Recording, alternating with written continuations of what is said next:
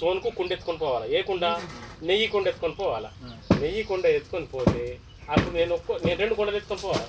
రోజు ఒక కోమట్ల వాళ్ళు కోమట్లు ఏమైందంటే చిన్ను నీకు ఒక కుండ ఎత్తుకొని పోతేనే నీ కైకి ఇస్తా అని చెప్పేసి ఆ కోమట్ల అతను అంటాడు.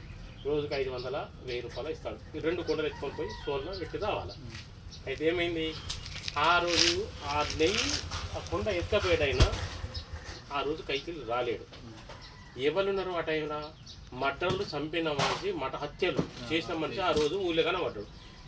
కోమట్ల కోమట్లతోని ఆ 2 కుండలు ఎత్తప్పుడు వీలు కాదు, ఒకటే కుండ పోతుంది ఒక మనిషితో, వాగుల గంజి నడిచిపోవాలి.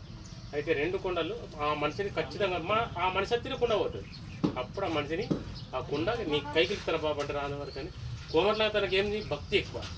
టైం అయిందా, మనకు పొద్దున 6 అయిందంటే పూజ చేస్తాం చూడు, ఆ టైం అయిందంటే కుండ దించుకొని అక్కడ పూజ చేసి ఆయన అనుకునేది పదాలు శ్రీమన్నారాయణలో ఏదో అనుకుంటా పూజ చేసి ఒక 10 నిమిషాలు ఆపి ఈ మటర్ వేస్తే అప్ప కుండ దించి ఏంది నమ శ్రీరామన్న అంటాడు ఏమంటాడు ఏంది కాదంటే నేను అన్నట్లు వాను 2 ముచ్చట్లు అని చెప్పేసి ఈ కోమట్లు అనగానే నా భక్తుడు అప్పుడు తనకు నెత్తికెక్కి అప్పుడు ఈ కోమట్ల తను ఎట్లయితే చెప్పిన కొద్దు నేను అట్ట 4 మాటలు రోజు అన్నాడు. అట్లా రోజు ఒక 5 రోజులు 6 రోజులు అట్లా తోలుకొని పోయింది. తోలుకోగానే అప్పుడు కోమట్ల అతను ఫాలో అయ్యింది. ఫాలో అయ్యాక అప్పుడు భక్తి ఎక్కువైపోయింది. ఈ మర్డర్లు హత్యల కేసులు బంద్ అయిపోయినాయి. బంద్ అయిపోగా ఏమైందంటే కోమట్ల అతను అనుకోకుండా చనిపోయింది. పుణ్యం చేసుకున్న వాళ్ళు ఎక్కడికి పోయిండు? నరకంకు పోలే, స్వర్గంకు ముట్టింది, స్వర్గం పోయిండు.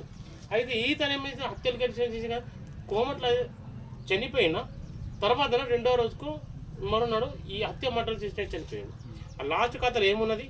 పుణ్య హర హర నారాయణ నమో నారాయణ అన్నయ్యే లాస్ట్ ఖాతాలో ఇతర ఖాతాలో ఉన్నది.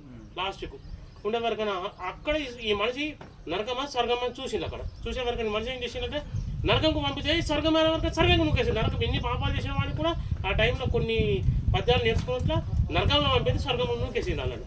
ఆ పుణ్యమే మేలుకునేది. మా ముత్తమ్మన కూడా అరే కట్టి కులబట్టిండు పాపం ఏదో అనుకున్నాడు, ఏదో జరిగింది. ఇలా బావల్ల నీకు పుణ్యం కూడా ఎంతో ముత్తమ్మన కలగాలి. కాదు నీకు పుణ్యం కలగాల, పుణ్యం కలగాలి కదా. నీకు పుణ్యం మా వల్ల ఇప్పుడు నీ వల్ల పుణ్యం కాదు, అట్లా ఎన్నో జరగాల ముత్తమ్మన్న. అరే నాయన పంపిరా.